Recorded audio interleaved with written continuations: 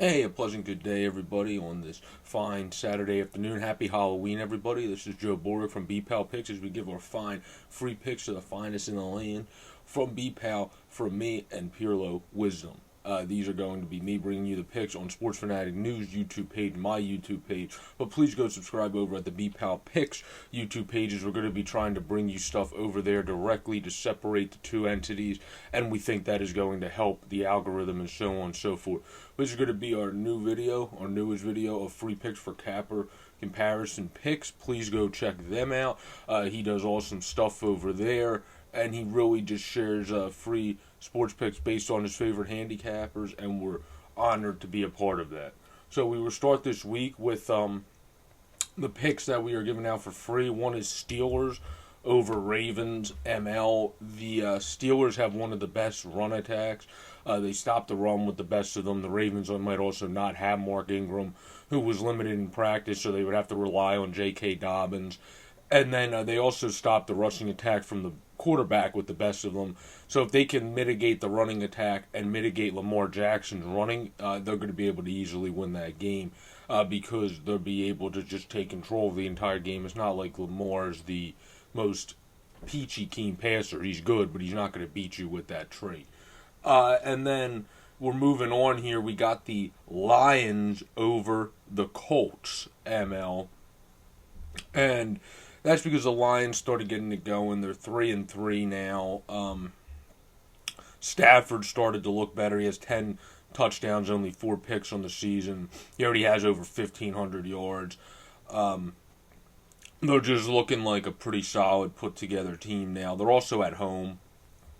So I would say that all that put together, the Lions are going to be able to get their first home win on Sunday, and that is going to put them over the Colts because they actually have had all 3 of their wins so far on the road, and the Colts have only had one of their wins at 1-2 on the road. So I think the Lions are going to get their first home win this week.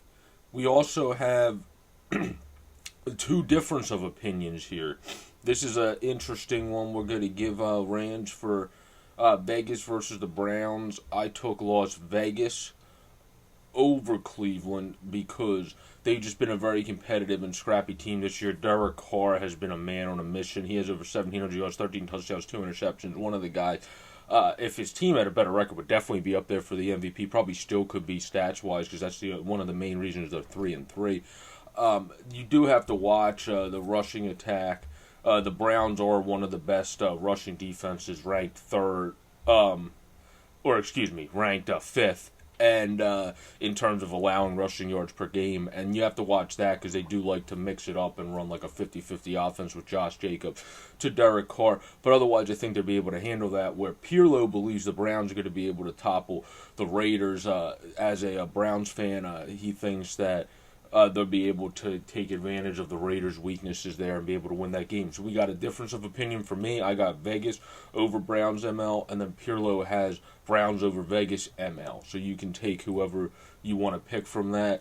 And then I'm sure Rand will give you both. And shout out to him. Great videos you're doing over there at Capper Comparison Picks. There's very, very, very, very good stuff.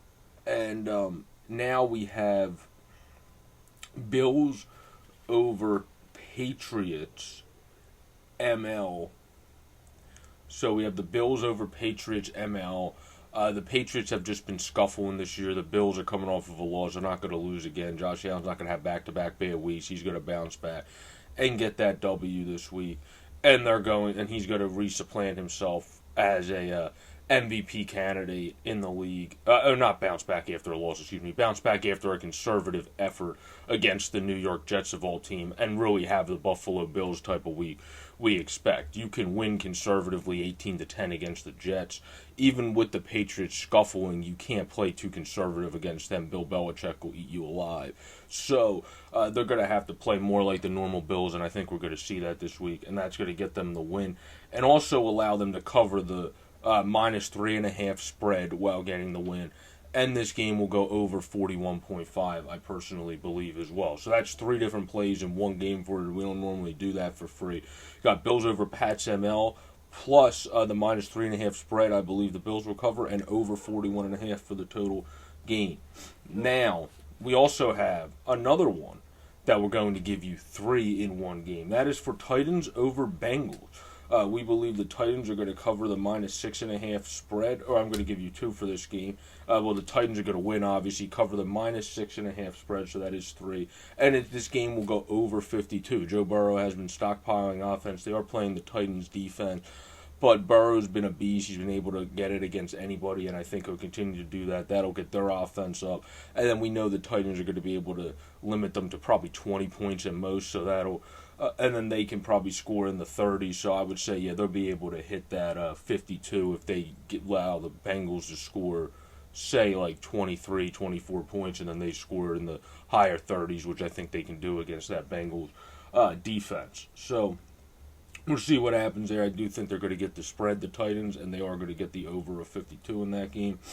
And the Titans are going to come out victorious. They have been one of the best teams in football this year. Of course, they lost to Pittsburgh. That's their only loss, and I think they're going to bounce right back against Cincinnati. We have the Chargers over Broncos, ML, plus a minus 3 spread. Justin Herbert, even though this game is in Denver, if I remember correctly, this game, yeah, it's in Denver. This game's not going to go to the Broncos, in my opinion. I like Drew Lock as a quarterback, but he's a slower developing project type guy, or it seems. Well, Justin Herbert's just come on like a bat out of hell. I mean, he's a great quarterback. He's going to continue to get better, and that's why it's going to go to them. I mean, he's a game changer already in his first few games, and he's just going to continue to be that. He's going to continue to establish himself, supplant himself in each game. I mean, the dude already has 108 rating, 12 touchdowns, 3 picks, and over 1,500 yards, 1,542 to be exact. And then Justin Jackson, other backs, they mix in their backs pretty well, whoever's healthy at the time.